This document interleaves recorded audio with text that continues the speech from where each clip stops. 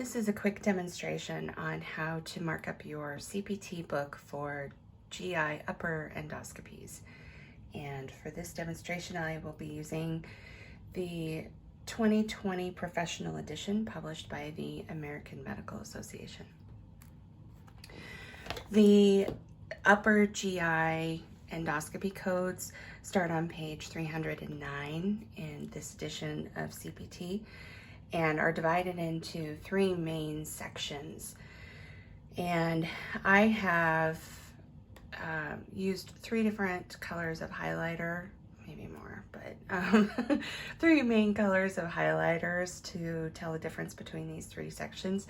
So that is, if you want to get three different highlighters together so that you can do the same, then this is your chance.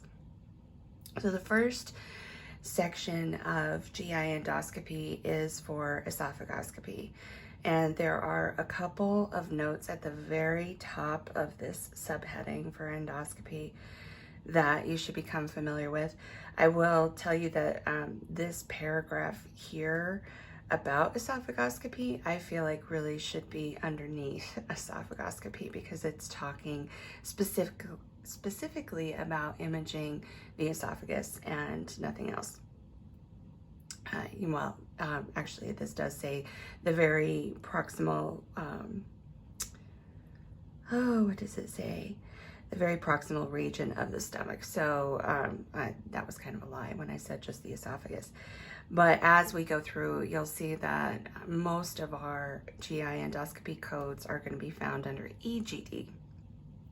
So this first code is kind of off on itself. I drew a box around the parent code and then these indented codes that go underneath it.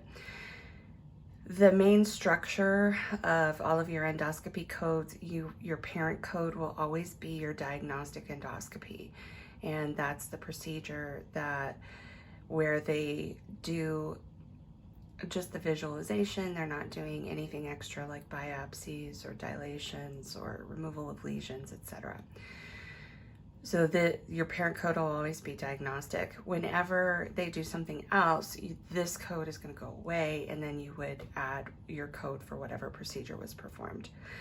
So you can see we have lots of indented codes, and I just highlighted, you can do this however you want, but I just highlighted the key words in each of these indented codes so that I would know what they are. And these, oh, by the way, let me go back for a minute.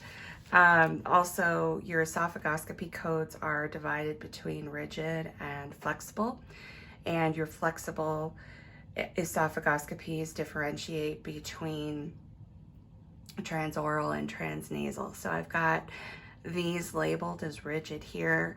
We don't have as many rigid codes as we do for flexible. The flexible scopes use fiber optics, and they're able to bend with the anatomy so that you can get better visualization. Usually you're going to be coding the flexible. It's not super common to do rigid, and as a matter of fact, it's not super common to do just a straight up esophagoscopy. Usually they are going further and looking at the stomach and the duodenum as well. So here I've drawn boxes around my flexible via nose, so they're just a couple of codes for a transnasal flexible esophagoscopy. Most of them are going to be flexible transoral, and I just put via nose and by mouth so that that's a quick overview for me, or it kind of draws my eye to that. And again, here's you'll notice the first code again is always diagnostic. So my base code for flexible transnasal is diagnostic. My parent code for flexible transoral is my diagnostic code. And then from there it builds on these. So what's the difference between my three diagnostic codes? It's the approach and rigid versus flexible. So 43191, rigid. 43197, flexible transnasal. 43200, flexible by mouth or transoral. And there are a lot of parenthetical notes beneath all of these. I did not take the time to highlight all of those. I used to tell people to go through and highlight all those parentheticals so you don't miss them. But they have added so many parenthetical notes to the CPT book over the last 25 years that now it's hard to find the codes. So I would recommend highlighting the pieces of the codes that you find to be the differentiating factor, and then before assigning those codes, make sure that you read all those parenthetical notes and apply them appropriately. So a couple of other things on codes 43216 and 43217. These codes look identical because they're both for removal of tumors or polyps, except one is by hot biopsy and the other is by snare technique. So these two, I just did a quick underline of the words that are different in those code descriptions. So that brings us, and then this finishes up on the top of page 312. And then our esophagogastroduodenoscopy codes pick up. And this is the section that you'll be coding from the most. And this is the same thing as an EGD. So I just put the acronym next to it, mainly for your benefit so that you could put that in. I know that an esophagogastroduodenoscopy is an EGD, but if you're still getting used to your medical terminology and acronyms, then go ahead and write that in.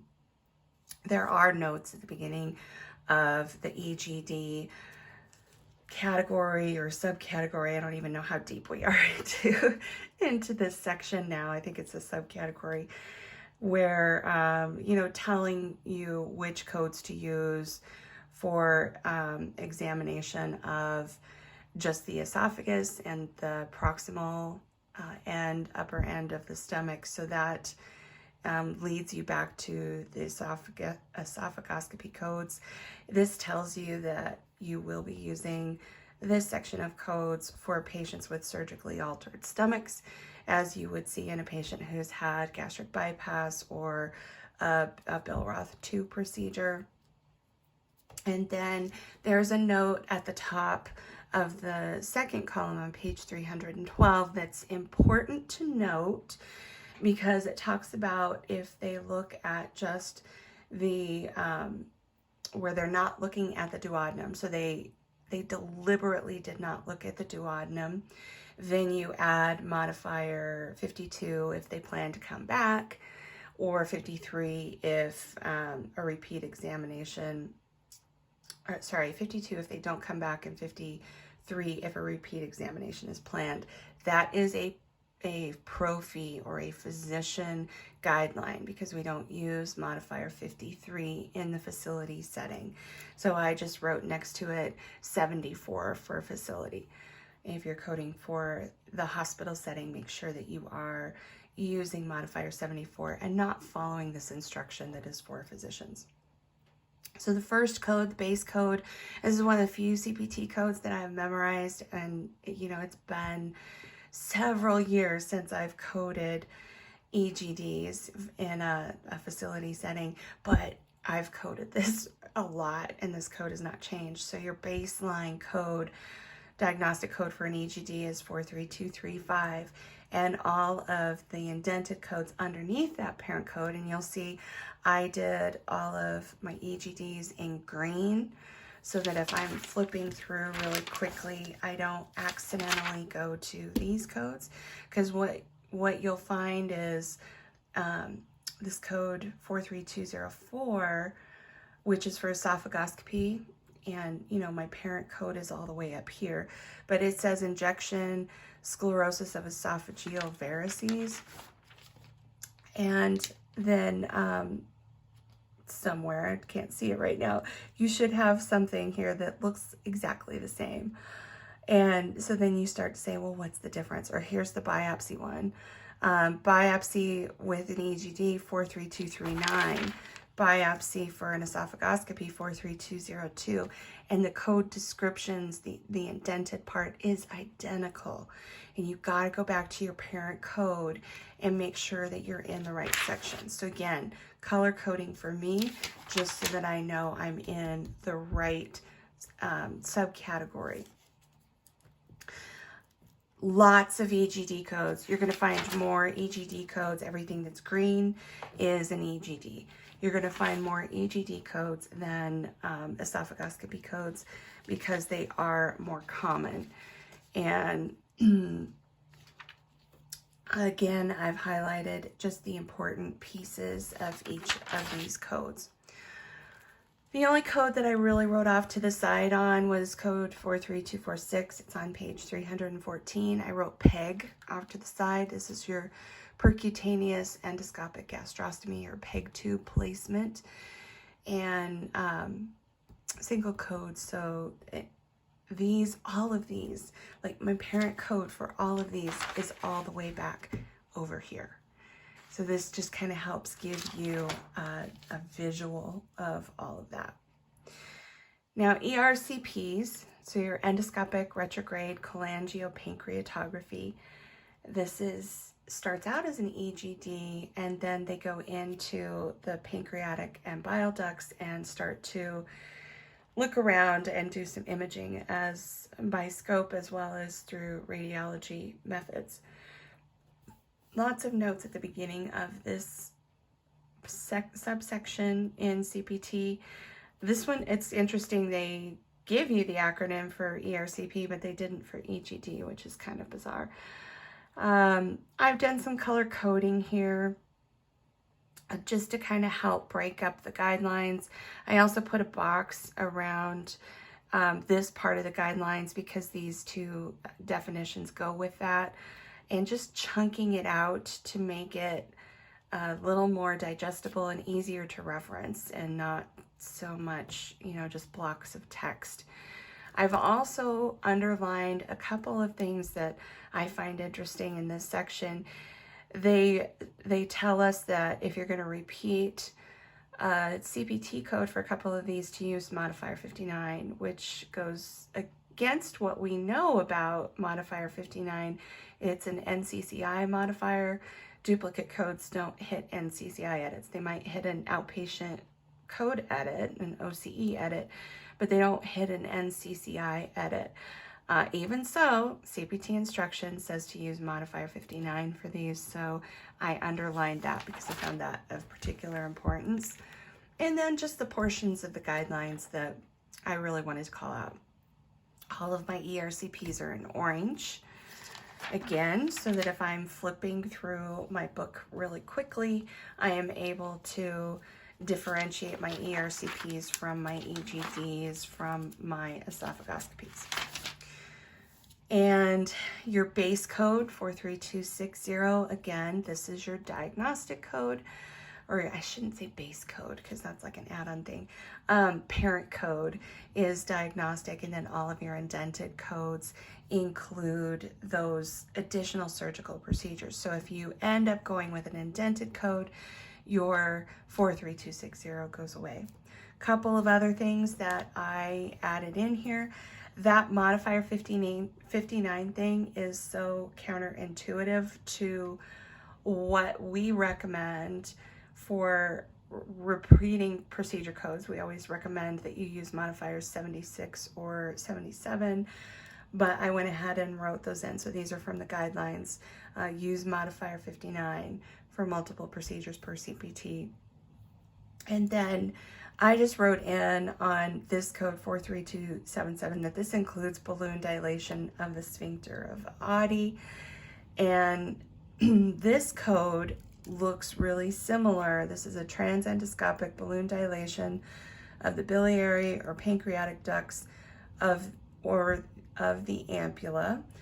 And then we have a sphincterotomy, papillotomy over here. So this includes sphincterotomy. So I did not highlight that part, but it says includes sphincterotomy. So you don't code the 43277 with the 43262, But then there are tons of notes for both of these codes telling you when it might be appropriate to code for both of them. So again, I find it kind of counterproductive to highlight all of the parenthetical notes on these because your entire book would end up being highlighted. I highlight just the pieces of the codes that differentiate them from one another, and then when I'm doing my coding, make sure that I read all of those parenthetical notes very carefully. So this has been a demonstration of coding for GI, upper GI endoscopy in CPT 2020.